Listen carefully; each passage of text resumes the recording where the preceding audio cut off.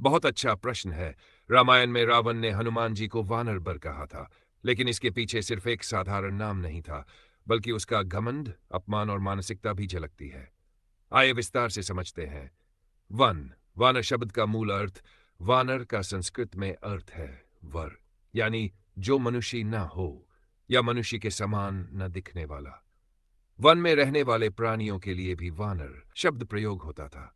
हनुमान जी वानर जाति किष्किंधा के वानर समुदाय के सदस्य थे, लेकिन वे साधारण वानर नहीं थे, बल्कि दिव्य शक्तियों से संपन्न अवतारी स्वरूप थे।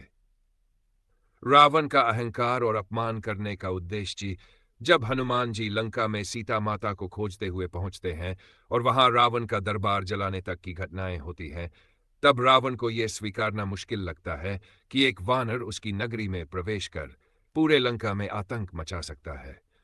इसलिए वह हनुमान को वानर कहकर उनका अपमान करता है, उन्हें तुच्छ बताने की कोशिश करता है और अपनी राक्षसी सेना को यह दिखाता है कि सामने कोई बड़ा योद्धा नहीं, बस एक बंदर है। रावण के लिए यह मनोवैज्ञानिक डाल थी। रावण अपने साम्राज्य पर इतना गर्वित था कि एक वानर द्वारा उसकी नगरी में सेंध लगाना उसकी प्रतिष्ठा पर चोट थी। वानर कहकर वह अपने मन में यह छोटा दिखाने की कोशिश करता है ताकि खुद को श्रेष्ठ महसूस कर सके। लेकिन वास्तव में हनुमान जी ने अपनी बुद्धि, शक्ति और नीति से रावण की पूरी सुरक्षा व्यवस्था की पोल खोल दी। हनुमान जी की प्रतिक्रिया। हनुमान जी ने रावण के अपमानजनक व्यवहार से विचलित होने की बजाय उसे एक अवसर बना लिया।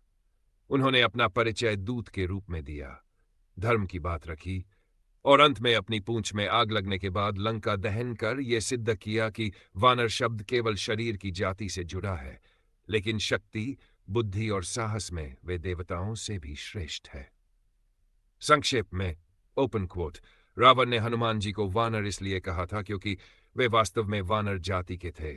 रावण उनके साहस को तुच्छ दिखाना चाहता था और अपने अहंकार के कारण उन्हें साधारण बंदर समझने की भूल कर बैठा। Close coat.